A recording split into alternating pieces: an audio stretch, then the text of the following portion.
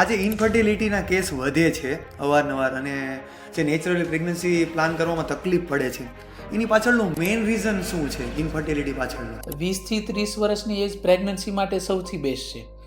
30 થી તમે 35 પહોંચો તો બીજની ક્વોલિટી, બીજના હોર્મોન એ બધું થોડુંક ડાઉન થશે.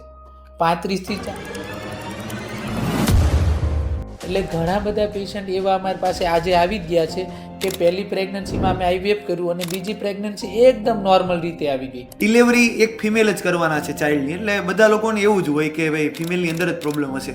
તો અત્યારને તમે જે કીધું એ રીતે મેલ એક્સેપ્ટ કરે છે કે મેલની અંદર બી એટલા જ પ્રોબ્લેમ હોય છે ઇન્ફર્ટિલિટી પાછળના? તો હવે ઘણા બધા કપલ અમારી પાસે ફર્સ્ટ ચેકઅપ માટે આવે ને ત્યારે ઘણા બધા હસબન્ડ સામેથી જ કહે છે, સર મારો બી રિપોર્ટ કરાવી જ નાખો. સ્ટોપ માસ્ટરબેશન, તમારે ચાઇલ્ડ નહીં થશે, તો એ કેટલું સાચું છે? માસ્ટરબેશન કરવાથી હકીકતમાં ઇફેક્ટ થાય ઇન્ફર્ટિલિટી ઉપર?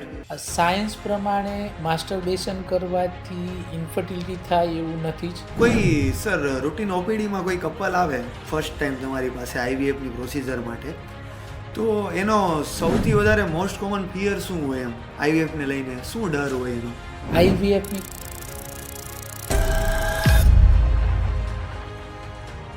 સર મારા ફાધરની વાત કરું તો તે 4 ભાઈ બહેન છે. પછી એના ઉપર મારા ગ્રેન્ડફાધરની ને એ બધાની વાત કરું તો 7-8 ભાઈ બહેન છે. અને અત્યારનો આપણે સિનારીઓ જોઈએ તો 1 ડોટર 1 સન જેવી ફેમિલી બની ગઈ છે. અને ઇન્ફર્ટિલિટીનો સિનારીઓ આપણે જોઈએ તો મને એવું લાગે છે કે આવનારા સમયમાં સંતાન પ્રાપ્તિ એક લોકોનું ડ્રીમ બની જશે, કે નેચરલી પ્રેગ્નન્સી પ્લાન થઈ જવી એક ડ્રીમ બની જશે. તો આ સિનારીઓની અંદર આઈવીએફ કઈ રીતે હેલ્પ કરશે કપલને, અને ખાસ કરીને બ્લીસ આઈવીએફ કઈ રીતે હેલ્પ કરશે? તમે જે કીધું ને ભાવિનભાઈ એ એકદમ સાચું છે. મારા પેરેન્ટ્સની વાત કરું ને તો એ બી 6 ભાઈ બહેન છે. અને પછી હવે ધારો કે હું મારી ફેમિલીનું વિચારું તો મારી પાસે 2 કિડ્સ છે. એટલે કે અત્યારની જનરેશનમાં કેવું પ્રેગ્નન્સીના ચાન્સ ઓછા બી થયા છે નેચરલી, અને જે તે કપલ છે એ 1 અથવા 2 ચાઇલ્ડ રાખવાનું પ્લાન કરે છે.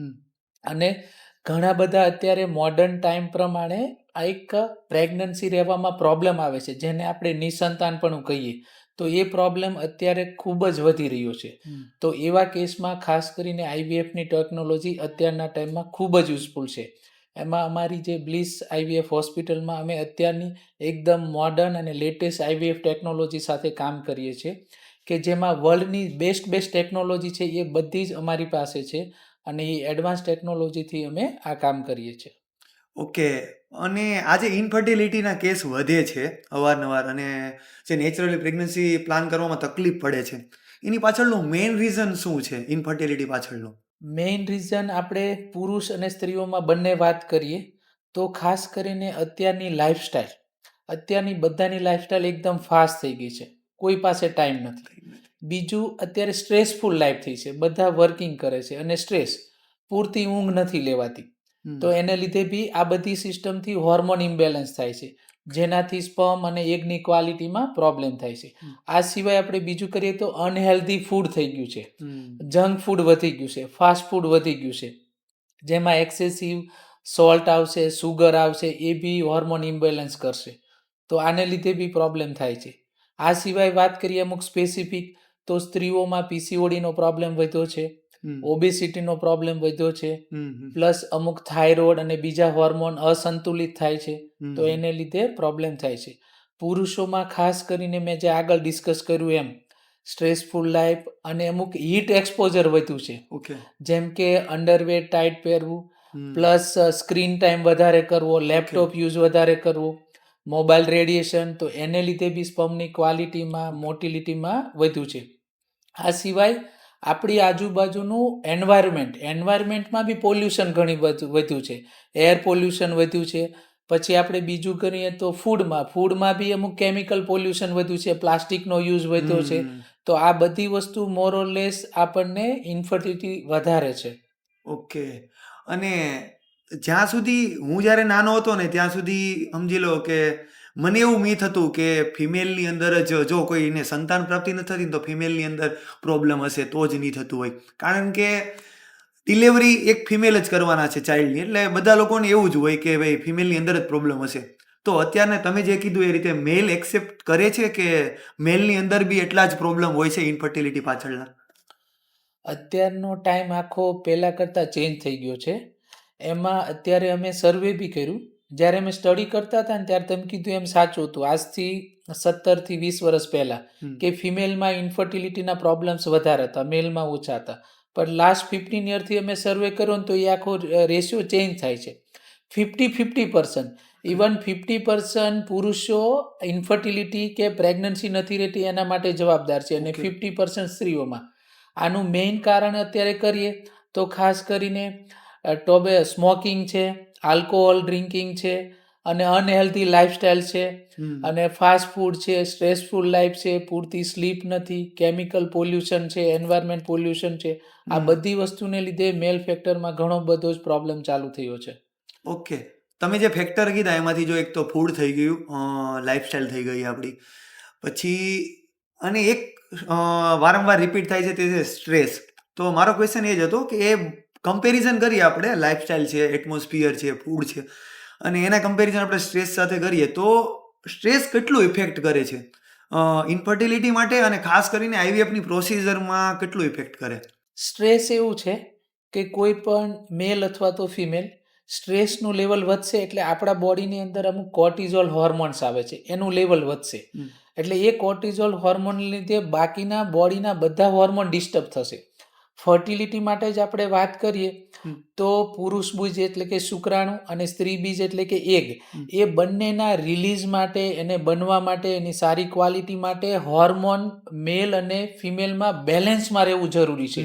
અને જ્યારે આ સ્ટ્રેસનું લેવલ વધશે ત્યારે હોર્મોનલ ઇમ્બેલેન્સ થશે. એટલે પુરુષોમાં સ્પર્મની ક્વોલિટી ડાઉન થશે, મોટિલિટી ડાઉન થશે, મોર્ફોલોજી ડાઉન થશે, એટલે પ્રેગ્નન્સીમાં પ્રોબ્લેમ. એવી જ રીતે સ્ત્રીઓમાં ઓવ્યુલેશનનો ટાઈમ ડિસ્ટર્બ થશે, માસિકનું સાયકલ આખું ડિસ્ટર્બ થશે અને હોર્મોન ઇમ્બેલેન્સ થશે, એટલે નેચરલી પ્રેગ્નન્સી રાખવામાં પ્રોબ્લેમ થશે. આ થઈ કે આપણે કોઈ સારવાર નથી લેતા એ પહેલાંની વાત. ધારો કે તમે સારવાર બી લ્યો છો, ધારો કે તમે આઈવીએફની ટ્રીટમેન્ટ ચાલુ બી કરી છે, તો પણ ડૉક્ટર એની મહેનત કરે, એમ્બ્રિયો બનાવે, ઇમ્પ્લાન્ટ બી કરે, પણ જો તમારું સ્ટ્રેસનું લેવલ વધારે હશે તો પણ પ્રેગ્નન્સીને ટકાવી રાખવા માટે, એમ્બ્રિયોના પોષણ માટે પણ હોર્મોન બેલેન્સ એટલું જ ઇમ્પોર્ટન્ટ છે. એટલે તમે જેટલું માઇન્ડથી રિલેક્સ રહેશો, એકદમ ફ્રી માઇન્ડે ટ્રીટમેન્ટ કરશો તો એ ખૂબ જ ડ્યુરિંગ પ્રોસિજર અને પછી પણ યુઝફુલ છે. અને અમે એવું ઘણું માર્ક કર્યું છે કે એમ્બ્રિયો એકદમ એવરેજ હોય પણ જે પેશન્ટ એકદમ રિલેક્સ હશે, બહુ ટેન્શન નહીં લે, એનું રિઝલ્ટ તરત આવે છે. અને ક્યારેક અમે બધું જ બેસ્ટ કર્યું હોય પણ જે તે બેન અને ભાઈ એકદમ ટેન્શનમાં હશે તો અમને એનું સારું રિઝલ્ટ નથી મળતું. એટલે સ્ટ્રેસનું ખૂબ જ ઇમ્પોર્ટન્સ છે. અચ્છા, મેડિસિન જેટલું આપણે સ્ટ્રેસનું ઇમ્પોર્ટન્ટ ગણી શકીએ. Definitely, surely. અને સ્ત્રીની એક ઉંમર પછી માસિક બંધ થઈ જતા હોય છે, મેનોપોઝ જેને આપણે કહીએ છીએ, અને પુરુષમાં તો એવું નથી હોતું. સ્પર્મ આપણે જ્યાં સુધી જીવીએ ત્યાં સુધી આપણે સ્પર્મ આપણા યુઝ કરી શકીએ. તો એના એવું છે કે આપણી એજ જેમ જેમ વધશે એવી રીતના આપણા સ્પર્મના ક્વોલિટીમાં કંઈ ફરક પડે કે તે સેમ ક્વોલિટીના જ રહે આપણી એજ સુધી? બંને મેલ અને ફિમેલમાં કે એજ સાથે સ્પર્મ અને બીજ બંનેમાં ક્વોલિટીમાં ડિફરન્સ આવશે જ. ખાસ કરીને સ્ત્રીઓમાં વાત કરીએ તો એમાં એજનું રેસ્ટ્રિક્શન ખૂબ જ છે. 20 થી 30 વર્ષની એજ પ્રેગ્નન્સી માટે સૌથી બેસ્ટ છે. 30 થી તમે 35 પહોંચો તો બીજની ક્વોલિટી, બીજના હોર્મોન એ બધું થોડુંક ડાઉન થશે. 35 થી 40 કરશો એજ થશે ત્યારે વધારે ડાઉન થશે. અને 40 થી પછીની બધું પ્રી મેનોપોઝલ એજ કહેવાય. એમાં બીજની ક્વોલિટી, બીજના નંબર, હોર્મોન, એએમએચ લેવલ બધું જ ખૂબ ડાઉન થશે કે જેથી પ્રેગ્નન્સીમાં પ્રોબ્લેમ થશે.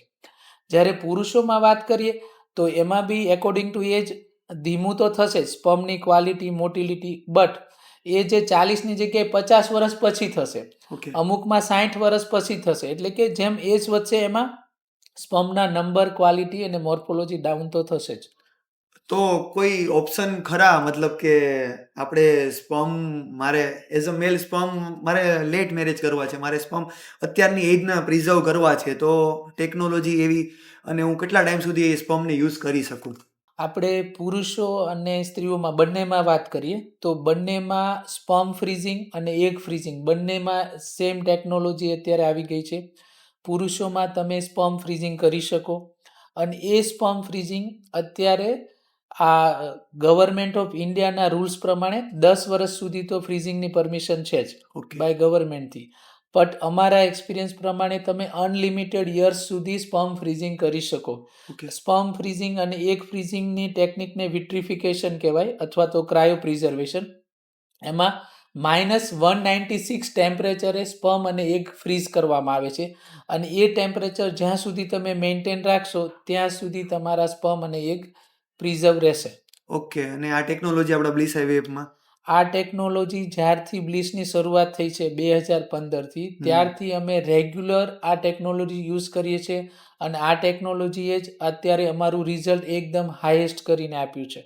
ઓકે હવે મેલ અને ફિમેલની વાત કરીએ તો અત્યારે જે દોર ચાલે છે સ્મોકિંગ ને જે હેબિટ છે લોકોની આલ્કોહોલ ફાસ્ટ ફૂડ જો મેલ અને ફિમેલની કમ્પેરિઝન કરીએ તો સૌથી વધારે સ્મોકિંગ અને આલ્કોહોલ ઇફેક્ટ કોને કરે મેલ કે ફિમેલને?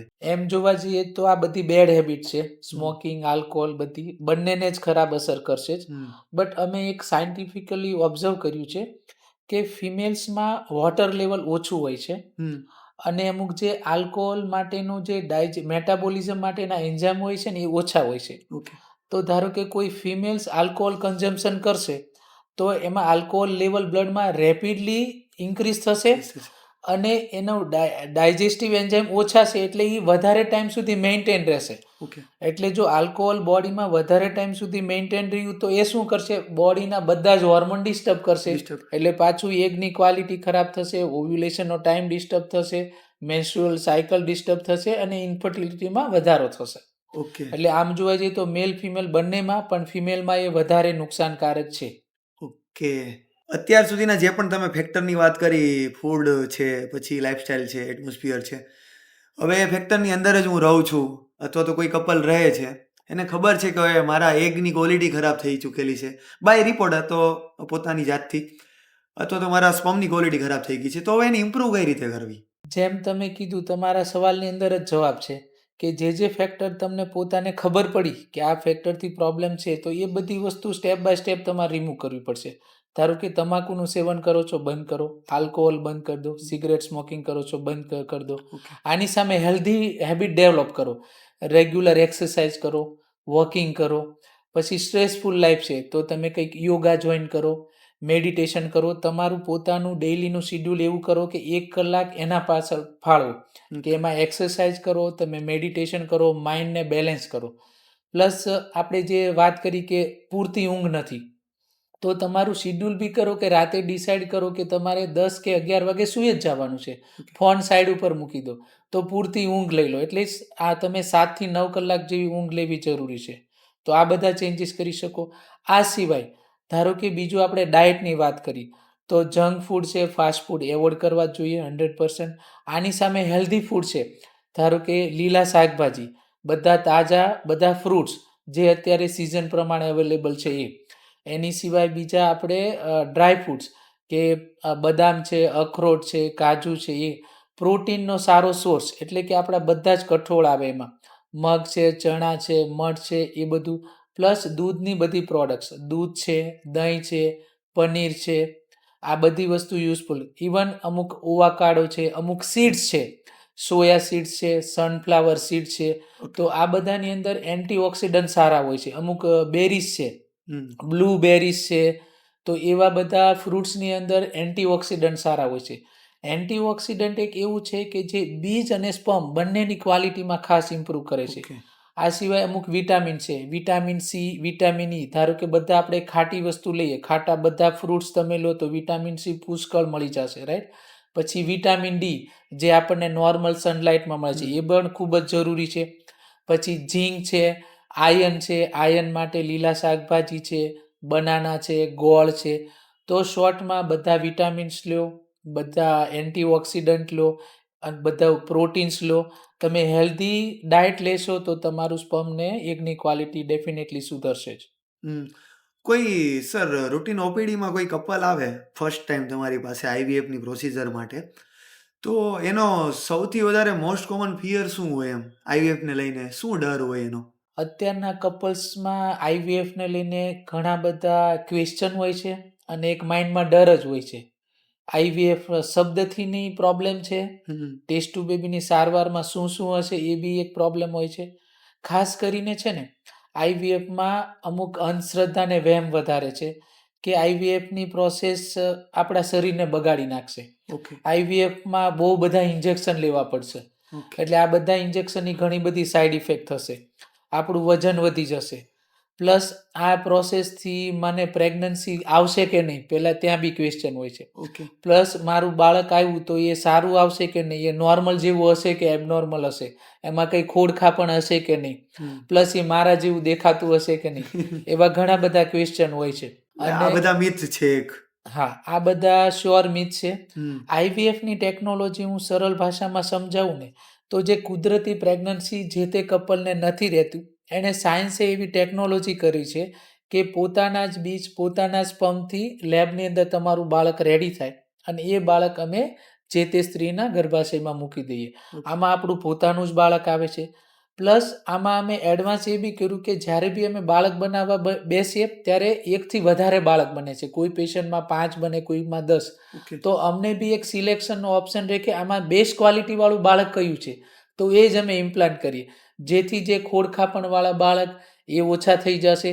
પ્લસ પ્રેગ્નન્સી એકદમ હેલ્ધી રહેશે અને પૂરા મહિના સુધી પહોંચવાનો ચાન્સ બી વધી જશે. ઓકે અને જે અત્યારે ઇન્જેક્શન ઉપર વાત કરી, અત્યારના નવા બધા જ ઇન્જેક્શન ઓલમોસ્ટ પેઇનલેસ આવી ગયા છે ઓકે અને એ ઇન્જેક્શનની કોઈ સાઈડ ઇફેક્ટ નથી.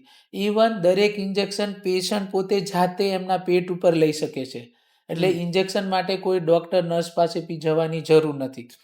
અને આ દવા અને ઇન્જેક્શનની કોઈ સાઈડ ઇફેક્ટ નથી. જેમ તમે કોઈ રીતે બીમાર પડો તો કેમ ક્યારેક નોઝિયા થવા, વોમિટિંગ થવું, હેડેક થવું, પેટમાં દુખાવો થવો, આવી નોર્મલ સાઈડ ઇફેક્ટ બધામાં થાય, એ જ સાઈડ ઇફેક્ટ છે. આઈવીએફની કોઈ મેજર સાઈડ ઇફેક્ટ નથી. આપણા બોડીમાં કોઈ પણ મેજર કોઈ ડિઝીઝ કે કંઈ નવા પ્રોબ્લેમ ફ્યુચરમાં ચાલુ થાય એવું પણ થવાનું નથી. કારણ કે અમે ઘણા વર્ષથી આઈવીએફ કર્યું. ઇવન વર્લ્ડ પહેલું આઈવીએફ બેબી 1978માં બન્યું હતું, જેના આજે અત્યારે 50 વર્ષ પૂરા થવાની નજીક છે, તો પણ અત્યારે કોઈ એવી સાઈડ ઇફેક્ટ મેજર જોવા મળી નથી. ફર્સ્ટ મારી પ્રેગ્નન્સી કદાચ કોઈ પણ કપલની પ્લાનિંગ થઈ હોય આઈવીએફ થ્રુ, તો ઇઝ ઇટ પોસિબલ કે સેકન્ડ પ્રેગ્નન્સી નેચરલી રહી શકે એમની, કે સેકન્ડ બેબી બી એને આઈવીએફથી જ પ્લાન કરવું પડે? આવા ઘણા કેસ અમારી પાસે અત્યારે આવી જ ગયા. ભગવાને આમ તો એવી રચના ગોઠવેલી છે કે ઘણીવાર પહેલી પ્રેગ્નન્સીમાં જ પ્રોબ્લેમ હોય છે, અને એમાં અમે આઈવીએફથી પ્રેગ્નન્સી આપી દીધી એટલે એના બોડીની અંદર જે યુટ્રસ છે, ફેલોપિયન ટ્યુબ છે, બીજ છે, એ બધું લગભગ નોર્મલ ગોઠવાઈ જાય છે.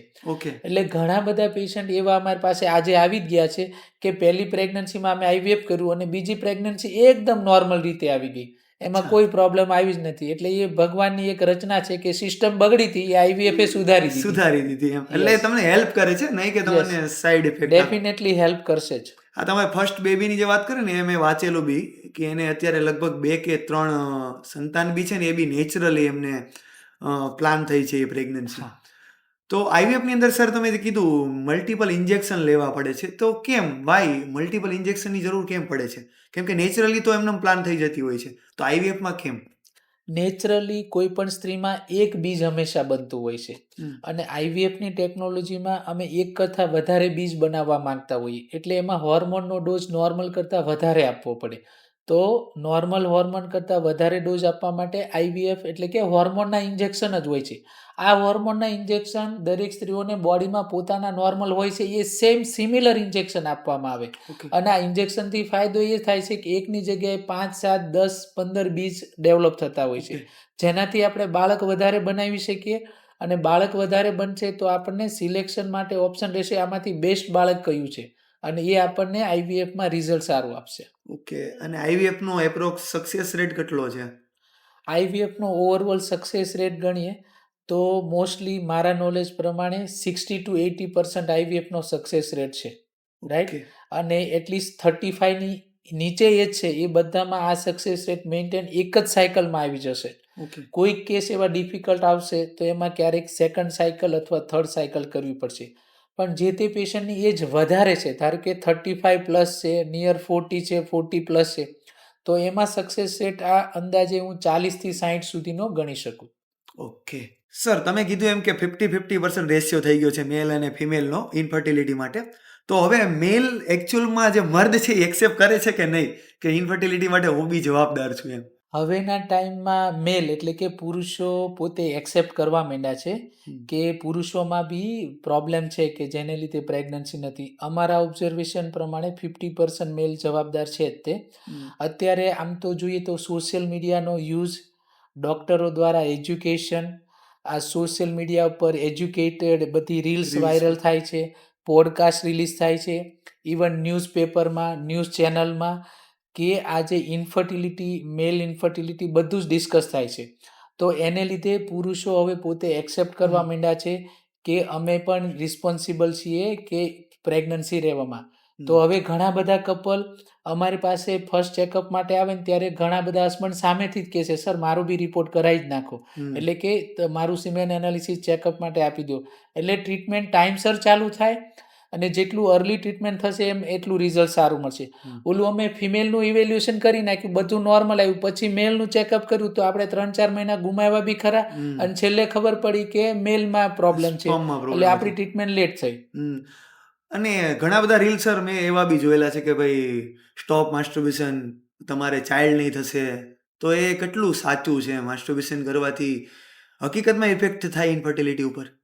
સાયન્સ પ્રમાણે માસ્ટરબેશન કરવાથી ઇન્ફર્ટિલિટી થાય એવું નથી જ. માસ્ટરબેશનથી કોઈ સ્પર્મમાં નુકસાન થતું જ નથી. સ્પર્મ બનવાની પ્રોસેસ આપણા બોડીની અંદર, જેમ તમારી બોડી હેલ્ધી છે, તમે સારું ડાયટ લ્યો છો, સારું તમારું બોડીની હેલ્થ મેન્ટેન કરો છો, તો સ્પર્મ બનવાની પ્રોસેસ એક કન્ટિન્યુઅસ પ્રોસેસ છે. જેમ કે આપણા બોડીની અંદર બ્લડ બનવાની પ્રોસેસ છે, એ રેગ્યુલર ટાઈમે નવું બ્લડ બન્યા જ રાખશે. એવી રીતે સ્પર્મ બનવાની કન્ટિન્યુઅસ પ્રોસેસ છે. જ્યાં સુધી તમારી હેલ્થ સારી હશે તો એ ડેઈલી બનવાનું જ છે. એનાથી ક્યારેય સ્પર્મ ઘટવાના નથી, એનો સ્ટોક ઓછો નથી થવાનો અને એનાથી એની ક્વોલિટી કે મોટિલિટીમાં કોઈ ફરક નથી પડવાનો. ઇવન રેગ્યુલર માસ્ટરબેશનથી નવા સ્પર્મ બનવાની જગ્યા થશે અને એ ફ્યુચરમાં બી યુઝ થશે. પ્લસ મેલમાં એક પ્રોસ્ટેટ ગ્રંથિ આવે છે, એ માસ્ટરબેશનથી એનું ફંક્શન બી સારું રહેશે. એટલે ફ્યુચરમાં પ્રોસ્ટેટ કેન્સર થવાના ચાન્સ બી ઓછા થશે.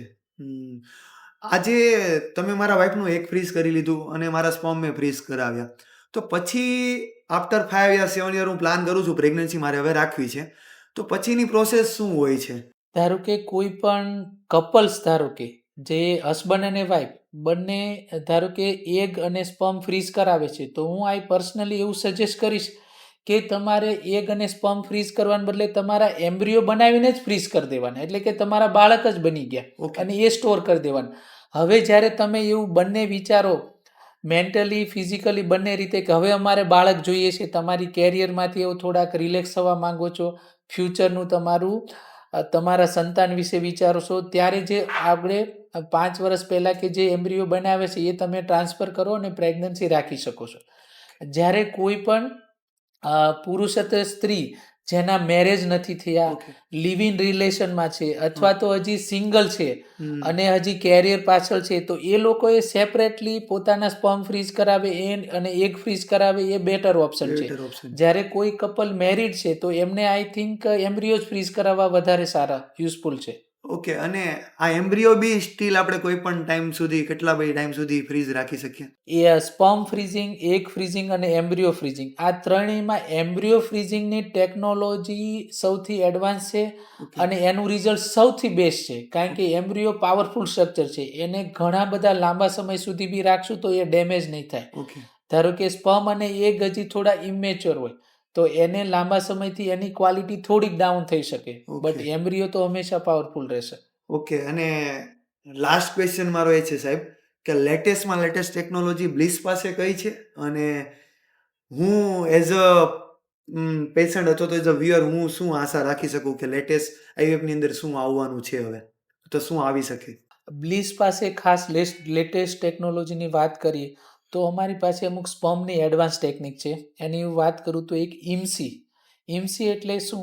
Intra cytoplasmic morphologically selected sperm. અમે જે સ્પર્મ જે નોર્મલ આઈવીએફ સેન્ટરમાં ચેક કરતા હોય એના કરતાં 6000 ટાઈમ્સ મોર ઝૂમ કરીને સ્પર્મ ચેક કરીએ છીએ. ઓકે એનાથી સ્પર્મની મોર્ફોલોજી ડિટેલમાં ચેક થાય અને જે બી સ્પર્મ એબનોર્મલ હશે એ અમે બેબી બનાવવામાં નહીં યુઝ કરીએ. તો આ ઇમ્સી ખૂબ જ યુઝફુલ છે. આ સિવાય બીજું સ્પર્મ સોર્ટિંગ ટેકનિક છે, એમાં લેન્સ હૂક છે, સ્પર્મ ફ્લુઇડિક છે. એમાં નેચરલી સ્પર્મ સારી મોટિલિટી અને સારી મોર્ફોલોજીવાળા અમે સિલેક્ટ કરીએ છીએ. ઓકે ધારો કે આઈવીએફની અંદર કેવું છે, એગ અને સ્પર્મ લઈને એમ્બ્રિયો બનાવવાના છે, પણ તમે કયો સ્પર્મ સિલેક્ટ કરો છો એના ઉપર તમારી એમ્બ્રિયો ક્વોલિટી આવશે. ઓકે તો સ્પર્મની જે કીધું એમ ઇમ્સી છે, લેન્સવુક છે, સ્પર્મ ફ્લુઇડિક છે, આ બધી અમે એડવાન્સ ટેકનોલોજી યુઝ કરીએ છીએ. આ સિવાય ધારો કે એગ માટે વાત કરીએ તો એમ્બ્રિયો બનાવવા માટે અથવા એમ્બ્રિયો બન્યા પછી લેસર હેચિંગની ટેકનોલોજી છે કે જે બાળકને ઇમ્પ્લાન્ટેશન માટે બી હેલ્પ કરે છે. અને અમારી જે એડવાન્સ બીજી ટેકનોલોજી છે જીનેટિક ટેસ્ટિંગની, PGTA અને PGTA-M, એટલે કે pre implantation genetic technology for aneuploidy, એટલે કે જીનેટિક ખોડખાપણવાળા બાળક ગોતવાના, અને M for single gene mutation, એટલે કે થેલેસેમિયા, સિકલ સેલ, અમુક મસ્ક્યુલર ડિસ્ટ્રોફી, ઓકે આ બધા જીન અમે આ PGTA અને PGTA-M ટેકનોલોજીથી પહેલેથી જ જ્યારે એમ્બ્રિયો બન્યો હોય ત્યારે ડિટેક્ટ કરી શકીએ. ઓકે અને એના માટે આ લેસર ટેકનોલોજી ખૂબ જ યુઝફુલ છે. તો આ ઘણી બધી એડવાન્સ ટેકનોલોજી છે જે બ્લીસ આજે સાથે રહીને કામ કરે છે. એ સિવાય એક પિક્સી ટેકનોલોજી, એ બી સ્પર્મની એડવાન્સ ટેકનોલોજી છે કે જે નેચરલ ફર્ટિલાઇઝેશન પ્રોસેસમાં થાય છે. એમાં જે સ્પર્મ હાઇલ્યુરોનિન સબસ્ટન્સનું રિસેપ્ટર તરીકે યુઝ કરીને જે સ્પર્મ સિલેક્ટ થાય છે ફર્ટિલાઇઝેશન, તો એ જ અમે અમારી લેબમાં એ પ્રોટીન યુઝ કરીને એ જ સ્પર્મ જે નેચરલ સિલેક્ટ કરવાનું છે એ સિલેક્ટ કરીને એમ્બ્રિયો બનાવીએ છીએ. કે એટલે લેટેસ્ટ ઓલમોસ્ટ બધી ટેકનોલોજી આવી ગઈ એવું લાગે છે મને તો. હા, કેમ કે સિલેક્શન એવું થઈ જવું પહેલેથી જ કે બાળક ખોડખાપણ વાળું ના આવે, અથવા બાળકની અંદર જે આપણા જીનેટિક ડિસઓર્ડર છે જે આપણા પેરેન્ટ્સને હોય તે ફ્યુચરમાં આપણા પેઢીમાં કોઈને ના આવે, તે મને એવું લાગે છે કે સૌથી એડવાન્સ ટેકનોલોજી તો એ જ કહેવાય. બીજું નેક્સ્ટ કોઈ મેસેજ તમારો લાસ્ટ હોય તો? અત્યારના સાયન્સ પ્રમાણે અને અત્યારના સમય પ્રમાણે જે ઇન્ફર્ટિલિટીનો રેશિયો વધ્યો છે એ પ્રમાણે મારી એડવાઇસ એવી છે કે કોઈ પણ કપલ રાઇટ એજે કોઈ પણ આઈવીએફ સેન્ટરની કે ઇન્ફર્ટિલિટીના ડૉક્ટરની એડવાઇસ રાઇટ ટાઈમે લેશે તો હું માનું છું કે અત્યારની બધી જ લેટેસ્ટ આઈવીએફની ટેકનોલોજીથી કોઈ પણ કપલ નિસંતાનપણું નહીં રહે, બધાને જ પ્રેગ્નન્સી થશે. બટ તમારે રાઇટ ટાઈમે રાઇટ ડૉક્ટર, રાઇટ હોસ્પિટલ અને રાઇટ ટેકનોલોજીનો યુઝ કરવાનો છે, તો બધાને જ પ્રેગ્નન્સી મળી શકશે. મારો આ સન્ડે બહુ જ ઇન્ફોર્મેટિવ રહ્યો અને thanks for knowledge, and I hope કે આપણા વ્યુઅરને બી આ વિડીયો અને પોડકાસ્ટ એક ઇન્ફોર્મેશન તરીકે કામ લાગશે. Thank you for your time. મને પણ તમારી સાથે વાત કરી, તમારા ક્વેશ્ચનના સારા ક્વેશ્ચનના આન્સર આપવાની મજા આવી, અને થેન્ક યુ, તમારો ખૂબ આભાર, અને બધા આપણા વ્યુઅર્સને પણ આનો બેનિફિટ મળે. Thank you once again.